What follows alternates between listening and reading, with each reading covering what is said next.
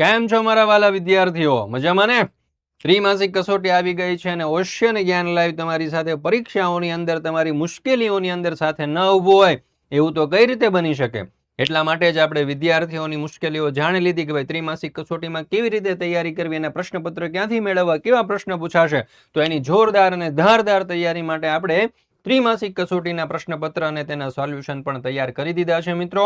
તો આજે આપણે ધોરણ 7 નું હિન્દી વિષયનું જે ત્રિમાસિક કસોટીનું પ્રશ્નપત્ર છે તેનું સોલ્યુશન જોવાના છે. આપણી આ ચેનલ ઉપર ધોરણ 3 થી 8 ના દરેક વિષયના ત્રિમાસિક કસોટીના પ્રશ્નપત્ર અને તેના સોલ્યુશનના વિડીયો અને પીડીએફ બંને મુકાઈ ચૂક્યા છે. લિંક તમને નીચે ડિસ્ક્રિપ્શન બોક્સની અંદર મળી જશે.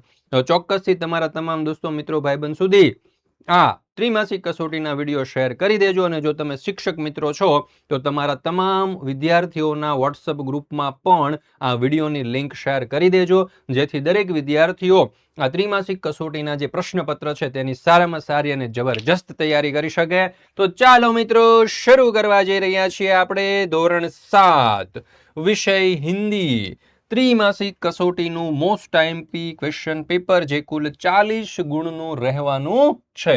ધોરણ 7 વિષય હિન્દી પાઠ ઇકાઈ 1 से 3 40 ગુણનું પ્રશ્નપત્ર 11 થી 1 નો સમય હોય છે અને 20/8/2026 ને ગુરુવારના રોજ લેવાવાનું છે. તો આ સ્ક્રીન સમક્ષ છે તમારો પ્રશ્ન નંબર 1. શું કહ્યું છે? चित्र का अवलोकन करके प्रश्नों के उत्तर लिखिए. प्रत्येक प्रश्न का 1 अंक છે અને કુલ 3 ગુણનો પ્રશ્ન છે. અહીંયા સરસ મજાનું આપણને એક ચિત્ર આપવામાં આવેલું છે. જોઈ શકો છો કે રસ્તાનું ચિત્ર છે. રસ્તા ઉપરથી ઘણા વાહનો પસાર થઈ રહ્યા છે. રસ્તાની બંને બાજુમાં પણ ઘણી બધી પ્રવૃત્તિઓ થઈ રહી છે. એક કૂતરો છે, આઈસ કેન્ડી વેચતા એક ભાઈ છે, એક છોકરી જે છે તે આઈસ કેન્ડી લઈ રહી છે, એક વૃદ્ધ બાકડા ઉપર બેઠા છે, નીચે કેટલીક મરઘીઓ દાણા ચણી રહી છે. અહીંયા પણ તમે જોઈ શકો છો કેટલાક વ્યક્તિઓ અવર જવર કરી રહ્યા છે. તો આ ચિત્ર ઉપરથી આપણને પ્રશ્નો પૂછેલા છે. તો જોઈએ તમારામાંથી કેટલા વિદ્યાર્થીઓને આ પ્રશ્નોના જવાબ આવડે છે. પહેલો સવાલ, હमें रास्ता कहाँ से क्रॉस करना चाहिए? આપણે રસ્તો કેવી રીતે ક્રોસ કરવો જોઈએ? તો ઉત્તર, હमें रास्ता ઝેબ્રા ક્રોસિંગ से क्रॉस करना चाहिए. અહીંયા તમે જોઈ શકો છો કે રસ્તા ઉપર જે સફેદ કલરના પટ્ટાઓ દોરેલા હોય છે એક બાજુથી બીજા બાજુ જવા માટે, તેને આપણે ઝીબ્રા ક્રોસિંગ કહીએ છીએ. તો ઝીબ્રા ક્રોસિંગ પરથી રસ્તો પસાર કરવો જોઈએ. બીજો સવાલ, चित्र में कौन कौन से यातायात के साधन दिखाई देते हैं? यातायात के कौन कौन से साधन दिखाई देते हैं? तो चित्र में ट्रक, स्कूटर और कार जैसे यातायात के साधन दिखाई देते हैं. ત્યાર પછી ત્રીજું, ठेले वाला सड़क के किनारे पर क्या बेच रहा है? तो जवाब आवशे ठेले वाला सड़क के किनारे पर सब्जियां बेच रहा है. सब्जियां એટલે કે શાકભાજી વેચી રહ્યો છે. ત્યાર પછી પ્રશ્ન નંબર 2, सही विकल्प चुनकर उत्तर लिखिए. प्रत्येक प्रश्न का 1 अंक. એમાં છે આપણો પહેલો સવાલ. શું કીધું છે કે खुशबू की लहरें जब घर से बाहर आ दौड़ लगाती है, वाक्य में लहर शब्द का क्या अर्थ होता है? लहर शब्द का. તો અહીંયા આપણો જવાબ આવવાનો છે તરંગ. લહર શબ્દને શું કહી શકાય? તરંગ. બાકીના શબ્દો જે છે તરલ, તમસ અને તાજગી એ તો નહીં જ આવે. બીજું, શબ્દાર્થ की गलत जोड़ पहचानिए. गलत એટલે કે ખોટી જોડ. તો જો અહીંયા છે દુનિયા એટલે સંસાર, હરિયાલી બંજર જમીન, યાદ એટલે કે સ્મરણ, લહરાના યાની કે હિલોરે લેના. તો અહીંયા આપણો સાચો જવાબ આવી જવાનો છે હરિયાલી બંજર જમીન. ત્રીજું, મંજિલ કા સમાનાર્થી શબ્દ लिखिए. તો મંજિલનો સમાનાર્થી શબ્દ આવશે વિકલ્પ એ, ધ્યેય. ચાલો ત્યાર પછી प्रश्न नंबर 3, योग्य विकल्प चुनकर उत्तर लिखिए. प्रत्येक प्रश्न का 1 अंक છે જેના કુલ 3 ગુણ છે. તો આ પ્રશ્ન પણ તમારા માટે ખૂબ જ મહત્વનો છે અને તમારે કોમેન્ટની અંદર ઉત્તરો આપતા જવાના છે. ચાલો પહેલો સવાલ, 9 2 11 होना मुहावरे का अर्थ क्या है? 9 2 11 होना. તો અહીંયા જવાબ આવશે ભાગ જાના. ઘણી વખત આપણને કોઈ મુશ્કેલી પડે ને તો આપણે કહેતા હોય કે ભાઈ પેલો સંદીપ તો 9 2 11 हो गया, यानी कि ભાગી ગયો, મુશ્કેલીઓનો સામનો પણ ન કર્યો. તમારા જીવનની અંદર પણ આવું આવે તો 9 2 11 મત હો જાના, ઉસકા મુકાબલા કરના ડટ કે. अंधेरी लकड़ी मुहावरे का क्या अर्थ है? तो जवाब आवशे एकमात्र सहारा, કે જેનો બીજો કોઈ સાથ ન હોય, કોઈ સહકાર ન હોય, જેને કોઈ બીજી આશા ન હોય, અપેક્ષા ન હોય, એને કહેવાય એકમાત્ર સહારા.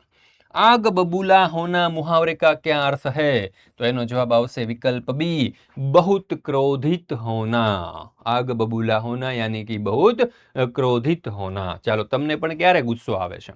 એવી કઈ વસ્તુ થાય ત્યારે ગુસ્સો આવે છે? કોમેન્ટની અંદર જરૂરથી જણાવો. પ્રશ્ન નંબર 4, અશુદ્ધ વિધાન શુદ્ધ કરકે ફિર સે लिखिए. જેના કુલ કેટલા ગુણ છે મિત્રો? તો કે કુલ 3 ગુણ છે. પહેલો સવાલ, અતિ સંક્ષિપ્ત ઉત્તર વાલે પ્રશ્ન, प्रत्येक प्रश्न का 1 अंक. ચાલો, અહીંયા પેલું આપ્યું છે આપ મેરી ઓર આ જાઈએ. તો શું આવશે? આપ મેરી ઓર આ જાઈએ. આમાં શું ફરક પડ્યો? અશુદ્ધ વિધાન શુદ્ધ કરકે ફિર સે लिखिए. ચાલો, આપ મેરી ઓર આ જાઈએ.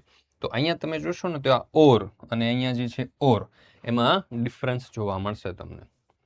हिमालय सबसे ऊंचा पर्वत है. तो हिमालय सबसे ऊंची पर्वत श्रेणी है.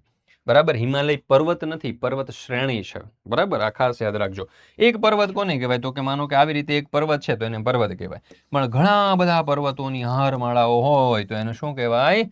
પર્વત શ્રેણી. અને હિમાલય શું છે? પર્વત શ્રેણી છે. રામને નાગરાજન સે ક્યાં કહા? તો રામને नगरजन, बराबर, नगरजन से, सॉरी, राम ने नगरजन से क्या कहा? तो राम ने नगरजनों से क्या कहा? नगरजन नो होय पण शुं होय? नगरजनों. एक करता वधारे व्यक्तिओ थशे એટલે नगरजनों से क्या कहा. મિત્રો, ત્રિમાસિક કસોટી અને એ પણ ઓગસ્ટ 2026 ની આવી ચૂકી છે મિત્રો. ઓગસ્ટ 2026 ની ત્રિમાસિક કસોટી આવી ચૂકી છે ધોરણ 3 થી 8 ના વિદ્યાર્થીઓ માટે, અને એના પ્રેક્ટિસ પેપર આપણે તૈયાર કરી દીધા છે.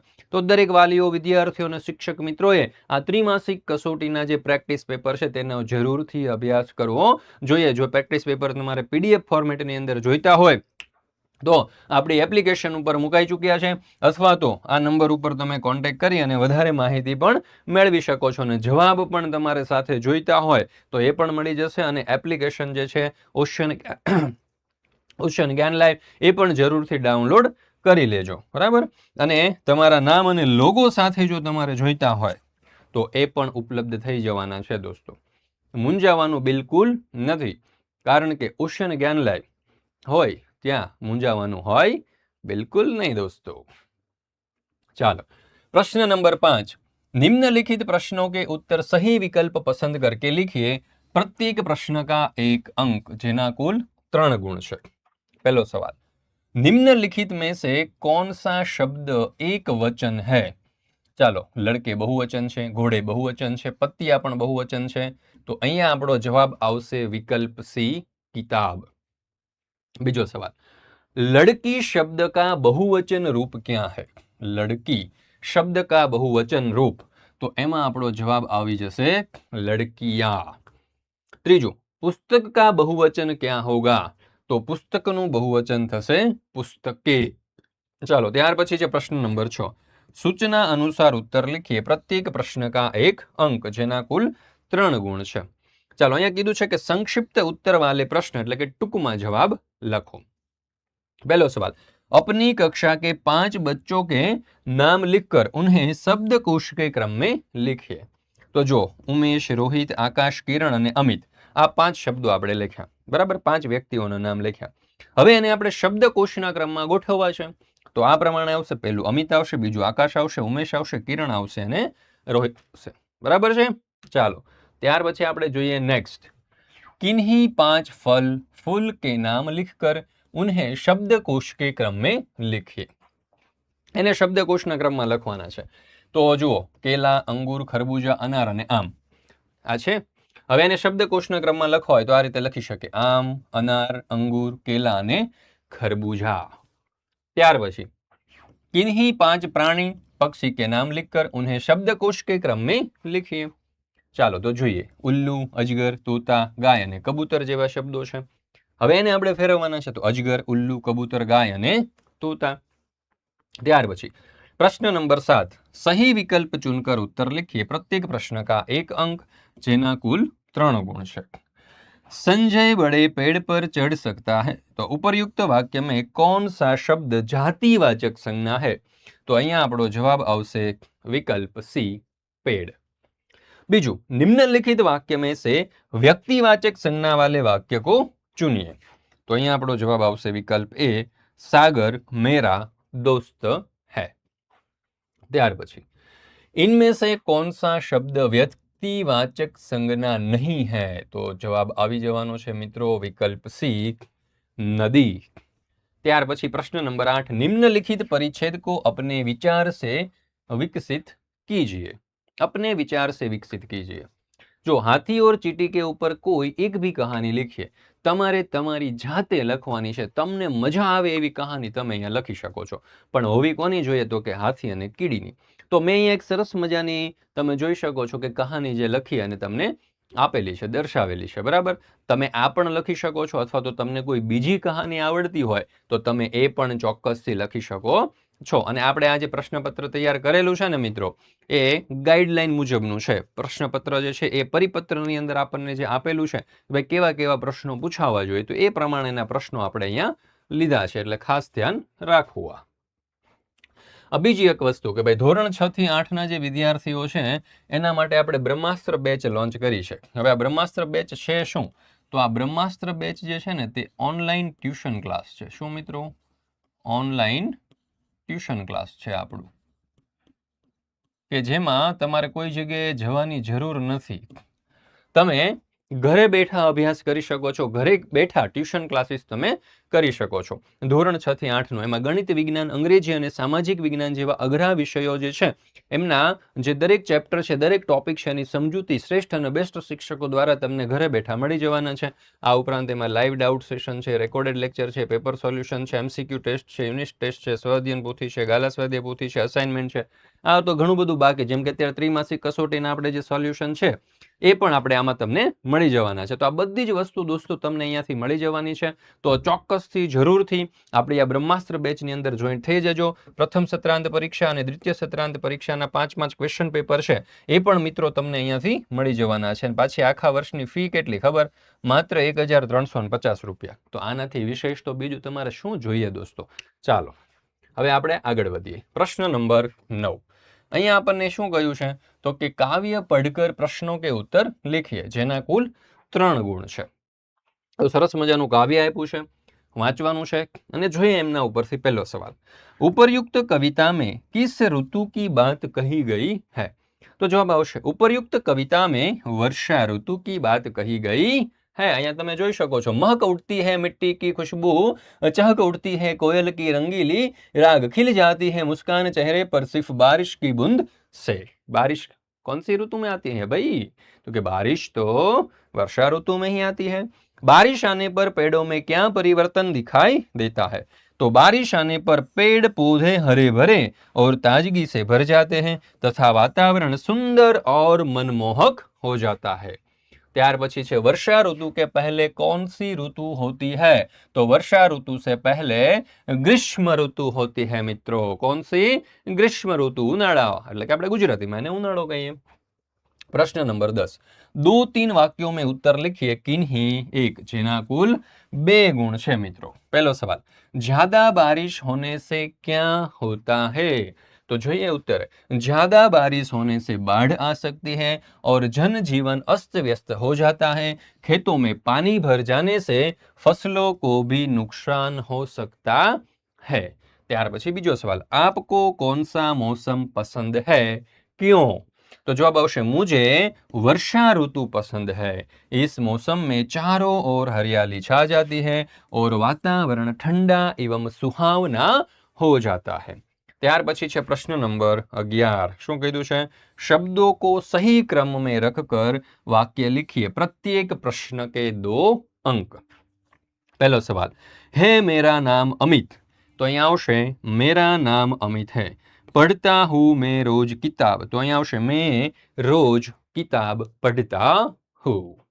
ચાલો ત્યાર પછી છે नेक्स्ट प्रश्न नंबर 12, निम्नलिखित परिच्छेद को पढ़कर प्रश्नों के उत्तर दीजिए, જેના કુલ 2 ગુણ છે।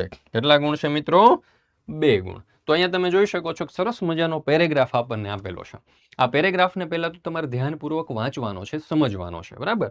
તો જોઈએ એમના ઉપરથી પહેલો સવાલ, જલ પ્રદूषित होने के दो कारण लिखिए કે ભાઈ જલ પ્રદૂષણ શા માટે થાય છે? તો જો નદીઓ, झीलों और तालाबों में कचरा डालने से तथा गंदा पानी छोड़ने से जल प्रदूषित होता है।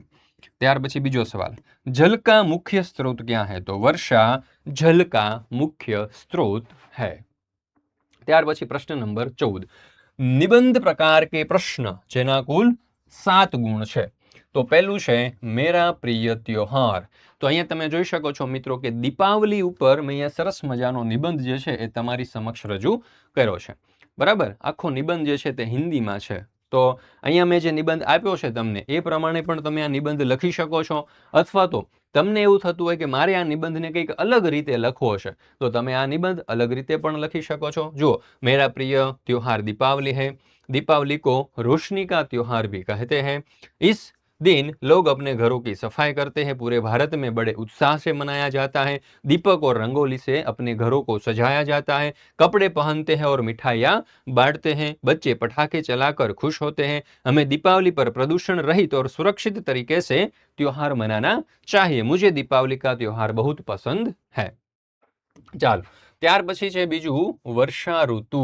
તો અહીંયા તમે વર્ષા ઋતુ વિશે પણ સરસ મજાનો નિબંધ આપણે દર્શાવેલો છે, તમે જોઈ શકો છો। વર્ષા ऋतु मुझे बहुत पसंद है। वर्षा ऋतु गर्मी के बाद आती है। इस ऋतु में आकाश में काले बादल छा जाते हैं, चारों ओर बारिश की बूंदें बरसती है आवश्यक, बराबर? बारिश के पेड़ पौधे हरे भरे हो जाते हैं, खेतों में फसलें लहलहा उठती हैं, वर्षा से नदियों और तालाबों कुओं में पानी भर जाता है, मोर बारिश में नाचने लगते हैं। वर्षा ऋतु में वातावरण ठंडा और सुहावना हो जाता है। वर्षा हमारे जीवन और खेती के लिए बहुत उपयोगी है।